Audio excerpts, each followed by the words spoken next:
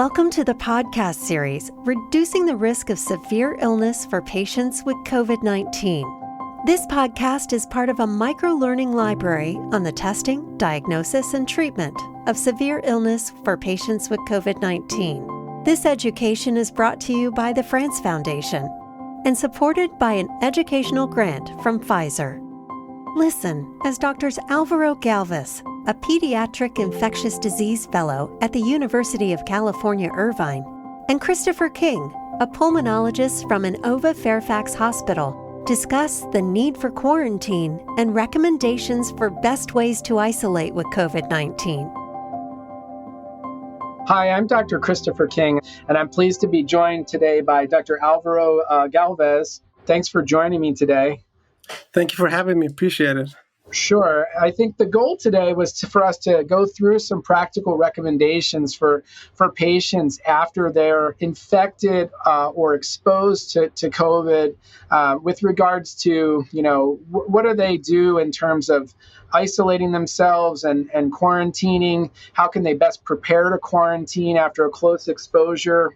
And so maybe you can walk me through your approach. So say somebody comes to you and they say, I've had a close contact. I am not symptomatic yet. What do I do in this situation? Fantastic. So that's the perfect scenario we're running into every day, right? So, let's just get a couple of the easy definition out there. So for anyone out there, a close contact is really defined as spending at least 15 minutes within 6 feet over a 24-hour period. Now, when it comes to that question of what to do next, the way I think about it is really divide the people into two categories, vaccinated and non-vaccinated. So if we have the unvaccinated people, usually we think about, okay, well, you're more likely potentially to be infected or get the infection. So I would suggest at that point to go ahead and quarantine for 5 days, especially if there are no symptoms, and actually get tested within day 5. Now, if you're vaccinated technically and you just had a close contact, you can, in theory, not actually have required to be quarantined at that time because you are vaccinated. However, keep in mind, we're talking about people who have not had any symptoms to begin with. But, of course, I would tell both cases, let's make sure that they'll both be wearing masks during this period and over time. And I guess at any point along the way, if they were to develop symptoms, you would recommend testing? Correct. Yeah. So if you have the first onset of symptoms, then that's when we begin testing. Ideally, we always want the PCR test, but the home kits are pretty good for picking up symptomatic patients. And what kind of symptoms should patients be on the lookout for? I know a lot of people are like, well, I have allergies all the time. I have this sort of constant postnasal drip. Are there specific things that you ask them to clue in on? I think what we talk about is whether you have increased cough as opposed to your baseline from your allergies, runny nose, sometimes you have low-grade fevers. The sense of loss of smell used to be one of the ones that we talked about, although with the new Omicron variants, there's a lot less of that. Actually, there's a particular symptom associated with it. And overall, generalized fatigue is actually a big one I've seen, particularly in the pediatric population. And so just to kind of recap, anybody that's a close contact, if they've not been vaccinated, you recommend quarantining for 5 days, testing around day 5. If their test is negative, they can come off their quarantine. If they've been vaccinated, monitor for symptoms, but no need to quarantine and still test around day 5. And then I guess no travel for 10 days after exposure or infection as well? Yes, that's just because of the incubation of the virus, but avoid traveling for 10 days. So let's say your patient that, they test comes back positive. How does your advice change in terms of their duration of quarantining and what they're allowed to do? Well, it's interesting now. If you're positive, the definition that we talk about quarantine, then we talk about isolation. That's when someone has a positive test result. And at that point, the idea again goes, you divide it again versus vaccinated versus not vaccinated. If you're vaccinated, you test positive, you have to isolate for at least 5 days. And if you do not have symptoms on day 5 or for 24-hour period, then you're okay to come off again with the precaution, make sure you wear a mask and no traveling for 10 days. Now, if you're unvaccinated, I mean, you've never had a vaccine and you never had COVID before, then the recommendation is you actually do the isolation for 10 days total. And I don't know if you've had the unfortunate positive test result. I had recently, about a month ago, and I actually had to quarantine. And there were a lot of things that I, wish I had known going into quarantine. Do you have any sort of recommendations or advice for patients that are now isolating in terms of how best to sort of stay, set up your environment, what to bring with you, what to have access to? How do you plan for something like that? Yeah, that's fantastic. Usually one we don't think about too often, but it's usually a common question afterwards, right?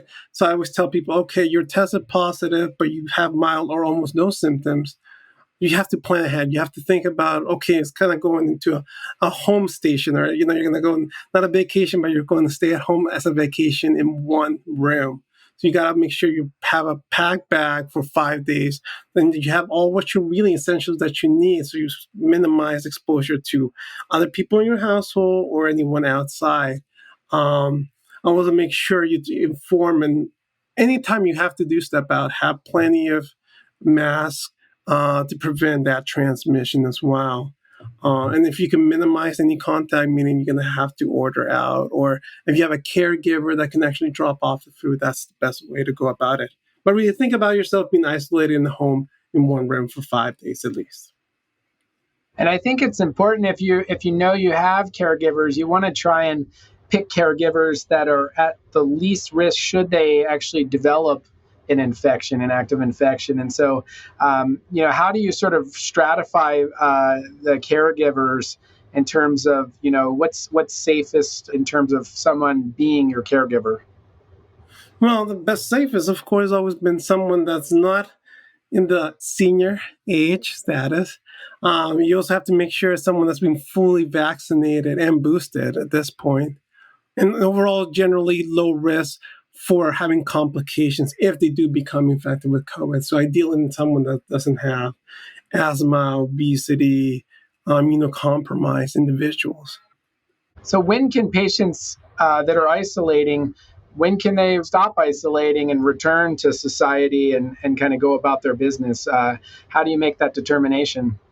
Usually it all really depends on your day of onset of symptoms and when your symptoms stop. So for the most majority of people, we're talking about mild symptoms. Usually they had the cough, the runny nose, maybe a couple of febrile episodes. And in those sense, we talk about, okay, if you were vaccinated, then after 5 days, and on day 5, if you've been febrile for afebrile, no fevers, no wet cough, then you can come off isolation. Now, if you're unvaccinated, then at that point, we're really looking at when was your first day of when you were positive, and hopefully you have had about 10 days and your symptoms have been coming off. That's the ideal situation. And even those patients that are vaccinated, after 5 days, they still are required to wear a mask for 5 days when in public. Is that correct? Yes, and avoid traveling for an additional 5 days, ideally. Now, one question that I get asked commonly is, I'm 5 days out after my infection. I'm still testing positive, but I'm relatively asymptomatic. I haven't been febrile. Do I need to retest and have a negative test to come out of isolation if I wear a mask?